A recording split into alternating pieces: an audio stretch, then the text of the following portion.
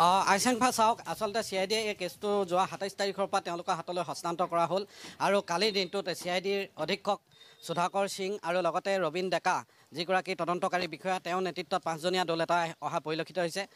CID SP সুধাকৰ সিঙে কালি ঢকুৱাখানা থানাত তেওঁ প্ৰায় 2 ঘণ্টা সময় ধৰি ইয়াৰ যিগৰাকী তদন্তকাৰী বিষয়া তেওঁৰ লগত কিছু বাৰ্তালাপত লিপ্ত হ'ল আৰু তাৰ পাছত তেওঁৰ পৰা যিটো কেছ ডায়েৰী আছিল এই সকলোবিলাক নথিপত্ৰ তেওঁৰ পৰা সংগ্ৰহ কৰা পৰিলক্ষিত হৈছে। আজিৰ দিনটোত মূলতঃ CIDয়ে সুনীল গগৈ পত্নী আৰু লগতে তেওঁ পুত্ৰক কিছু পৰিমাণে জেৰা চলোৱাৰ অৱকাশ আছে আৰু এই ঘটনাটো যিহেতু সংঘটিত হোৱাৰ দিনা অৰ্থাৎ 2 তাৰিখৰ দিনাই CID এটা দল আহি ইয়াত উপস্থিত হৈছিল ঢকুৱাখানাত আৰু তেওঁলোকে লগত চেনিফাৰ ডগ লৈ আহিছিল আৰু কেতবোৰ তেওঁলোকে ইকুইপমেণ্ট লৈ আহিছিল যিবিলাকৰ যোগেদি তেওঁলোকে সেই ঘটনাস্থলী সম্পূৰ্ণৰূপে তন্নতন্নকৈ পৰীক্ষা কৰা পৰিলক্ষিত হৈছিল আৰু তাৰ পাছত ফৰেনচিকৰ দলে তাৰ পৰা কেতবোৰ নমুনা হাতত লোৱা পৰিলক্ষিত হৈছিল আৰু সেই নমুনা ভিত্তিতেই জাহাংগীৰৰ মৃতদেহ বুলি ঠাৰ কৰা হৈছে। এতিয়া আৰক্ষী ফালৰ পৰা যিহেতু ক'লে যে এই মৃতদেহটো জাহাংগীৰৰ আৰু সুনীল গগৈ হত্যাকাৰী। এতিয়া সুনীল গগৈ কিয় হত্যাকাৰী হিচাপে আৰক্ষীয়ে সজাব খুজিছে বা CIDয়ে প্ৰথম সেই সুনীল গগৈ যে হত্যাকাৰী তাৰ পৰাই তেওঁলোকে আৰম্ভ কৰিছে তদন্ত, কাৰণ মৃতদেহটো উদ্ধাৰ হৈছে জাহাংগীৰৰ ঘৰত। জাহাংগীৰৰ মৃতদেহ উদ্ধাৰ হৈছে সুনীল গগৈ চুমনিবাৰীত আৰু চুমনিবাৰীত যেতিয়া মৃতদেহটো উদ্ধাৰ হৈছিল তেতিয়া তেওঁলোকৰ লগত যি স্নেফাৰ ডগ লৈ আহিছিল সেই ডগে সুনীল গগৈ যি এটা টি-চাৰ্ট আছিল সেই টি-চাৰ্টটোত এবাৰ গোন্ধ লৈ তেওঁলোকৰ ঘৰলৈ বাৰে বাৰে যায়। সেইটো প্ৰথম CID ডাউট আছিল। আমি যি এটা তথ্য লাভ কৰিছোঁ সেইটো এটা প্ৰথম তেওঁলোকৰ মনত সন্দেহ আছিল যে হত্যাকাৰী সুনীল গগৈ হ'ব পাৰে, কাৰণ দুজন মানুহে একেলগে নোহোৱা হৈ আছে, এজন জাহাংগীৰ হুছেইন আনজন সুনীল গগৈ। জাহাংগীৰৰ মৃতদেহ পোৱা গৈছে, সুনীল গগৈৰ মৃতদেহ পোৱা হোৱা নাই। এতিয়া সুনীল গগৈ জীৱিত নে মৃত সেই কথা আৰক্ষীয়ে সন্ধান দিব, কিন্তু কথাটো হ'ল এই তদন্ত প্ৰক্ৰিয়া কিমান দীঘলীয়া হ'ব তাক লৈ একোটা প্ৰশ্ন উদ্বেগ হৈছে, কাৰণ ইতিমধ্যে এই যি এটা মৃতদেহ তাত উদ্ধাৰ হ'ল জাহাংগীৰৰ বুলি কোৱা হৈছে, জাহাংগীৰৰ ছিন্নমুণ্ড ক'ত গ'ল তাক লৈ একোটা প্ৰশ্ন আছে, কাৰণ আজি 30টা দিনত ভৰি দিলে। এই 30 দিনে জাহাংগীৰৰ ছিন্নমুণ্ড আজি তাৰিখলৈকে উদ্ধাৰ হোৱা পৰিলক্ষিত হোৱা নাই। দুটাকৈ পুখুৰী তাত আৰক্ষী ফালৰ পৰা SDRF লগাই তাত দুটাকৈ পুখুৰী সিঁচিছিল। তাত এটা ইনপুট আছিল যে এই পুখুৰীকেইটাত যিহেতু কুকুৰটো বাৰে বাৰে তেওঁলোকৰ ঘৰলৈ আহিছিল, গতিকে CID দলে হওক বা আৰক্ষী হওক তেওঁলোকৰ মনত সন্দেহ আছিল ইয়াতে কিবা হয়তো মুণ্ডই হওক বা আন কিবা কেতবোৰ সামগ্ৰী ইয়াতে থাকিব পাৰে। কিন্তু দুটাকৈ পুখুৰী সিঁচাৰ পাছত তেওঁলোকে তাত এটা গেলান এটা উদ্ধাৰ কৰিছিল, তেলৰ গেলান এটা। আপোনাক খন্তেক সময় আমি ৰখাব বিচাৰিছোঁ, আপুনি লাইনতে থাকক। আমি এই মুহূৰ্তত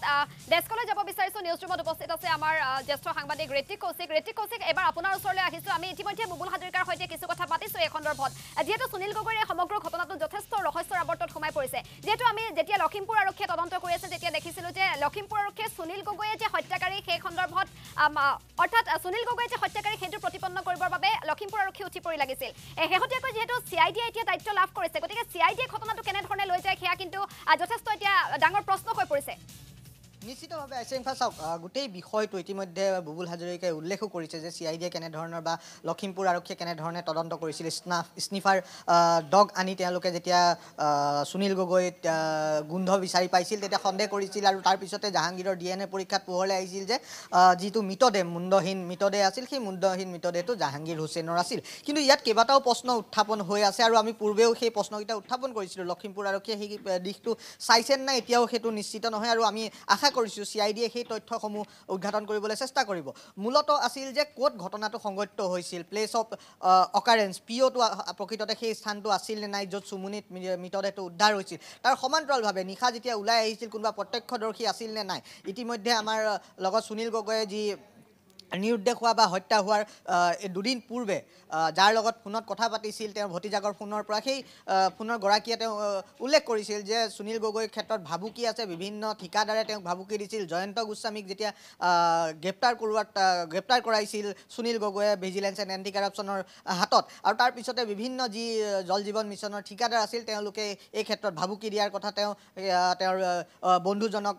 বসন্ত কোঁৱৰ নামৰ বন্ধুজনক তেওঁ উল্লেখ কৰিছিল, তেওঁ ফোনযোগে জনাইছিল। এই গোটেই বিষয়টো আছে। তাৰ সমান্তৰালভাৱে যদি সুনীল গগৈয়ে হত্যাকাণ্ড সংঘটিত কৰিছিল, হত্যাকাণ্ড সংঘটিত কৰি কেনেধৰণে তাৰ পৰা পলাবলৈ সক্ষম হ'ল, কোনো প্ৰত্যক্ষদৰ্শী নাছিল নেকি? আৰু যিহেতু তাত ওচৰ চুবুৰীয়া বহু দোকানী আছিল য'ত জাহাংগীৰ হুছেইনে বাকী খাইছিল, সেই দোকানীয়ে উল্লেখ কৰিছিল যে জাহাংগীৰ আহিছিল, আহি পেলাই তেওঁ কৈছিল যে ডিব্ৰুগড়লৈ ৰাওনা হ'ব। এনেধৰণৰ বহু প্ৰশ্ন ইয়াত উত্থাপন হৈছে আৰু CIDয়ে এই ক্ষেত্ৰত কেনেধৰণে গোটেই তদন্ত প্ৰক্ৰিয়াটো কৰে সেইটো এটা লক্ষণীয় হ'ব। আৰু ইতিমধ্যে প্ৰায় এমাহ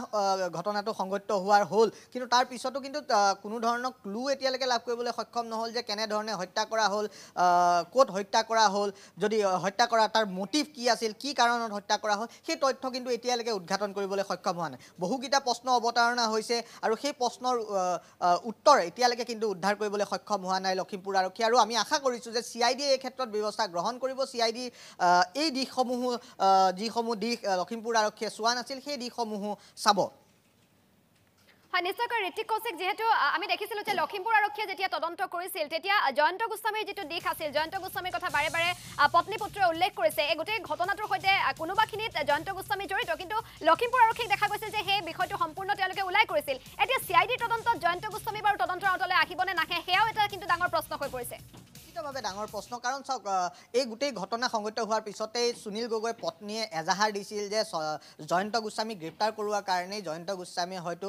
সুনীল গগৈক হত্যা কৰাৰ পৰিকল্পনা কৰিছিল বুলি এজাহাৰো দিছিল আৰু সেই এজাহাৰৰ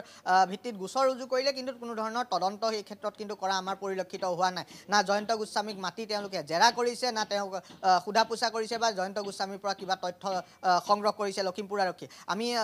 আগতে উল্লেখ কৰিছোঁ যে আশা কৰিছোঁ যিবোৰ প্ৰশ্ন আমি অৱতাৰণা কৰি আছোঁ সেই প্ৰশ্নসমূহৰ উত্তৰ CID উদ্ধাৰ কৰিবলৈ সক্ষম হ'ব কাৰণ বহুকেইটা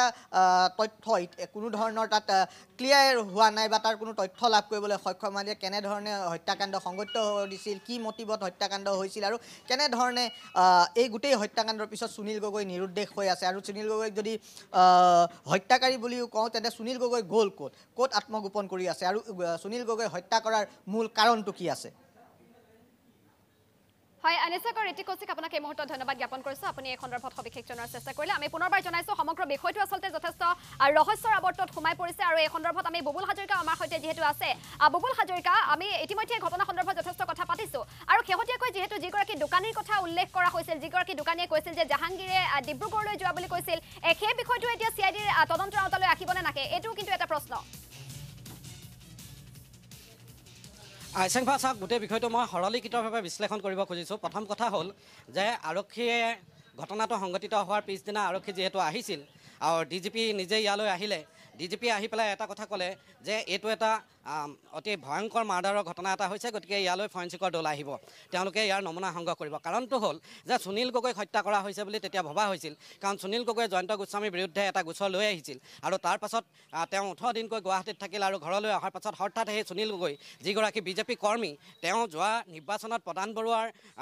মনোনয়ন পত্ৰ দাখিলত তেওঁ এজন প্ৰস্তাৱক হিচাপে আছিল গতিকে এনে এজন BJP কৰ্মী যেতিয়া মৃত্যুত ঘটিছে বুলি ঠাৱৰ কৰা হৈছে নিঃসন্দেহে চৰকাৰৰ ফালৰ পৰা একোটা প্ৰেছাৰ আছিল আৰু BJP দলৰ ফালৰ পৰা হয়তো তেনেকুৱা ধৰণৰ কথা আছিল যে এই সুনীল গগৈ নামৰ যিজন BJP কৰ্মী তেওঁ ঠিকাদাৰো তেওঁ হত্যা কৰা হৈছে গতিকে তদন্ত এটা হ'ব লাগে আৰক্ষী সঞ্চালক প্ৰধান আহি পেলাই ক'লে ফৰেনচিকৰ দল আহিব গতিকে এইটো এটা জঘন্য হত্যাকাণ্ড আমাৰ অসমত এনেধৰণৰ হত্যাকাণ্ডৰ নজিৰ নাই তাৰপাছত ফৰেনচিকৰ দল আহিলে CID দলটো আহিলে CID দলটো অহাৰ পাছতেই সম্পূৰ্ণ ঘটনাটোৱে এটা নাটকীয়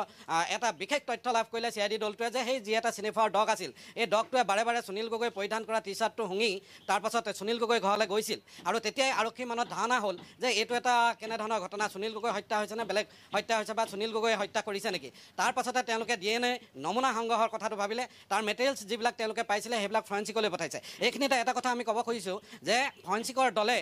সুনীল গগৈ সেইটো মৃতদেহ হয়নে নহয় সেই কথাটো নিশ্চিত কৰিছে যে সুনীল গগৈ মৃতদেহ নহয় জাহাংগীৰৰ